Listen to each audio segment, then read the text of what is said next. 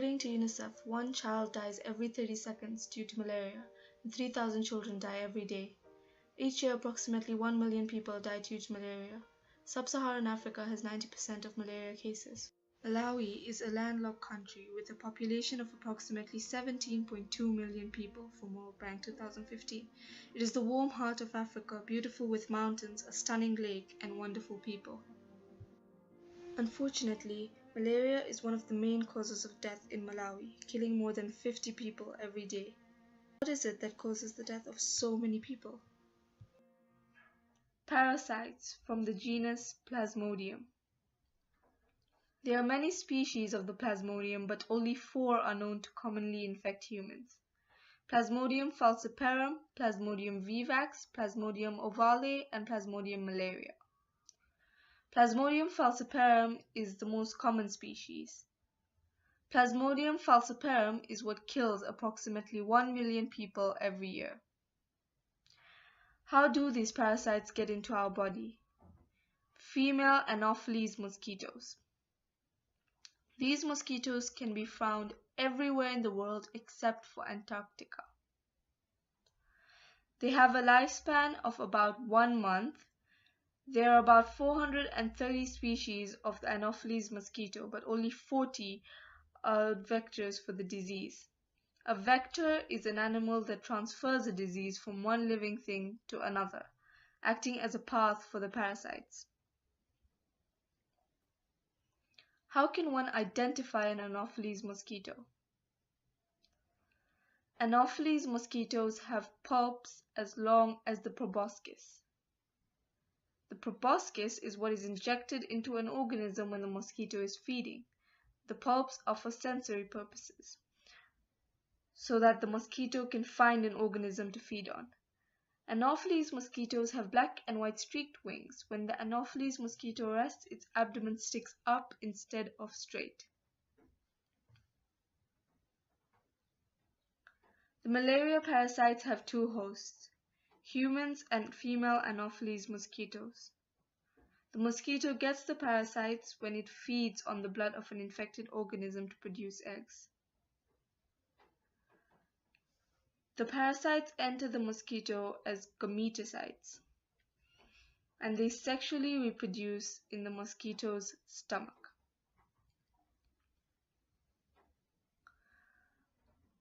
After 10 to 18 days, the parasites become sporozoites and move to the salivary glands of the mosquito.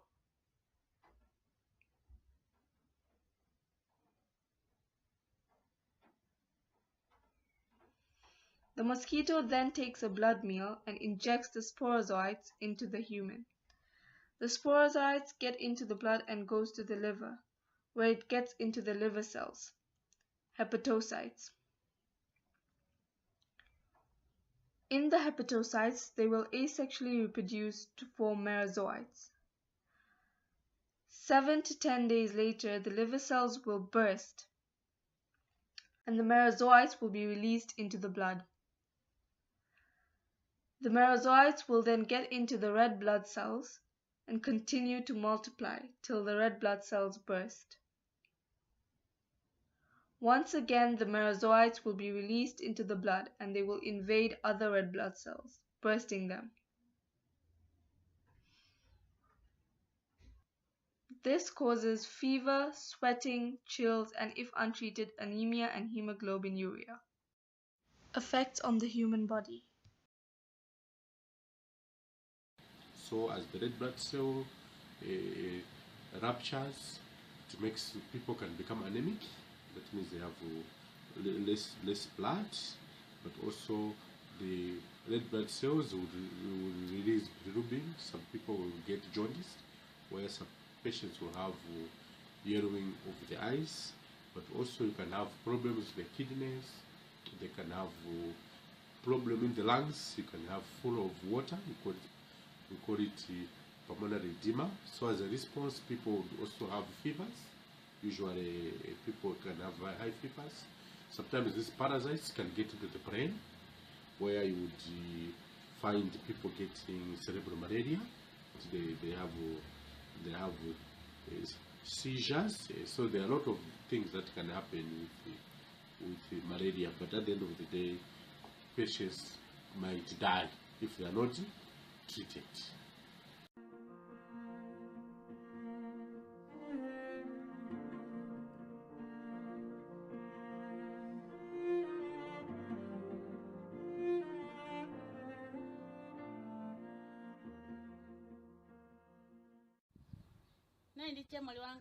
I had a sister and she died. She left me a child, an 8-month-old baby. But she also died after a few weeks. I knew it was malaria because she started crying in the middle of the night. When she cried, I'd make a bath for her and bathe her, but she wouldn't stop crying. When you gave her milk, she'd just vomit. She was sweating a lot. I would use a towel to wipe it away, but it wouldn't stop. When she finally stopped sweating, she started shivering a lot and was always feeling cold. I took her to the hospital, and the nurse told me it was malaria. They gave her medicine, but nothing changed. She lasted 4 days before she died. We asked the nurse for her body, but she said we couldn't have it until we paid the fees. These were difficult times, but we managed to find the money, and we got her body back. My brother had a child. He also died because of malaria. He died when he was only 5 years old. He fell ill and we took him to the hospital. Since he got sick, he would shiver a lot. At the hospital, they said he had malaria, but he also did not have enough blood. The nurse said we would have to give him blood. After giving him blood, nothing happened. He later died.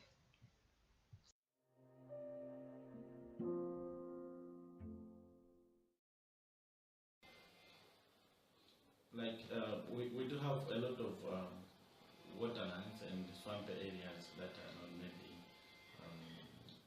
cleaned or dried properly, or in the surroundings of other people's homes. We may have some bushes or grasses that may harbor the female anopheles mosquito.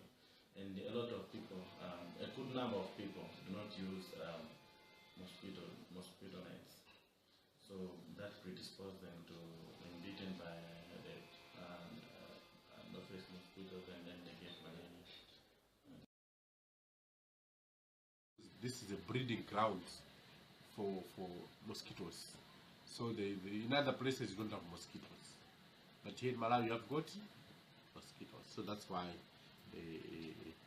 malaria is common. Malawi has a lot of water-filled areas and areas filled with stagnant water. Anopheles mosquitoes lay eggs in stagnant water. The Anopheles mosquito's life cycle consists of 4 stages. The first 3 stages of egg, larva, and pupa are in water. And these water-filled areas are perfect for mosquito breeding.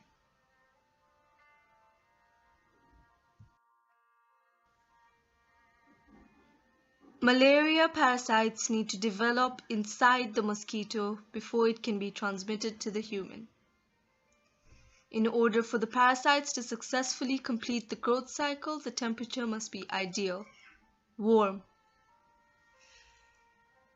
The growth cycle cannot be completed in temperatures under 15 degrees Celsius. The temperature needs to be hot for the growth cycle. It usually takes 9 to 21 days in 25 degrees Celsius, and it happens faster the hotter it gets.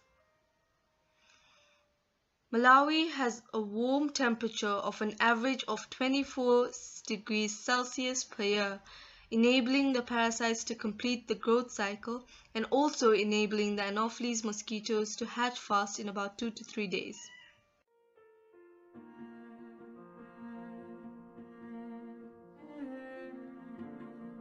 So malaria affects us quite a lot because people, either the students don't go to school, people will not go to work, they will not work into their things, but also it affects a big budget of the Malawi country because a lot of money will be spent in buying drugs, buying fluids, food in the hospital, water in the hospital, and quite a lot of it. Malaria is also affecting people who can come to travel to Malawi, because some of them will not want to come if they stay where there's no malaria. Because the country spends money for treating malaria as healthcare, the development of the country is affected. This is evident through the economic growth in countries with malaria from 1965 to 1990, which was only 0.4% capita at GDP, whereas in other countries the growth was 2.3%. People spend a lot of money on treatment, and sometimes this treatment is not 100% reliable, as shown in Hawa Ajali's story. A disease named sickle cell anemia prevents malaria.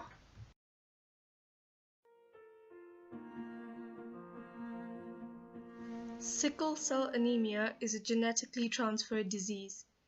It is when the red blood cells are misshaped, almost like a sickle instead of round.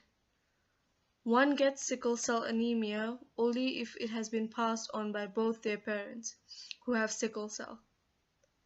Sickle cell anemia shortens the life expectancy of a person.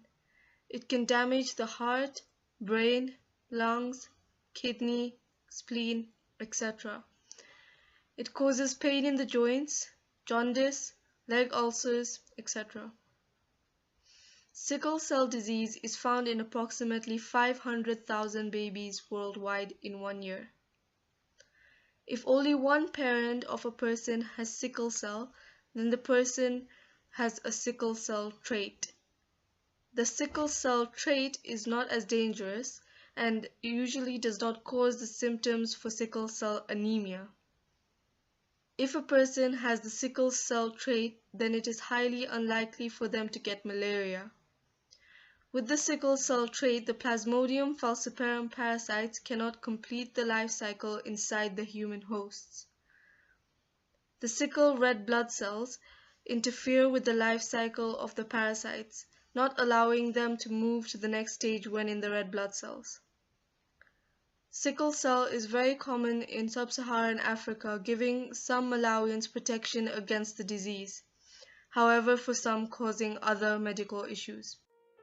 What would be the ideal solution to malaria in Malawi? A malaria vaccine. A malaria vaccine is necessary in Malawi because mosquito control is hard, as the environment is perfect for mosquito breeding. Costs of malaria drugs is a major issue in Malawi, as many people cannot afford drugs. The malaria parasite's drug resistance is also another reason for why drug usage is not that effective. A vaccine would reduce malaria-caused death rate in Malawi, but there is currently no fully effective vaccine. However, there have been successful discoveries in the search for the vaccine. The vaccine is hard to find because the Plasmodium has different stages in the life cycle, making it very complicated. The discovery of RTSS gave us hope for malaria control, and it was all over the media. After almost 30 years of research and millions of dollars, malaria may soon get a final shot in the arm. European regulators have now given the green light to the vaccine known as Mosquirix, or RTSS, a drug developed by GlaxoSmithKline, partly funded by the Bill and Melinda Gates Foundation. The vaccine works by stopping the malaria parasite maturing and multiplying in the liver, after which it would normally enter the patient's bloodstream and trigger the disease's symptoms. The new anti-malaria drug called Mosquirix is 30 years in the making. It's the first ever vaccine against malaria.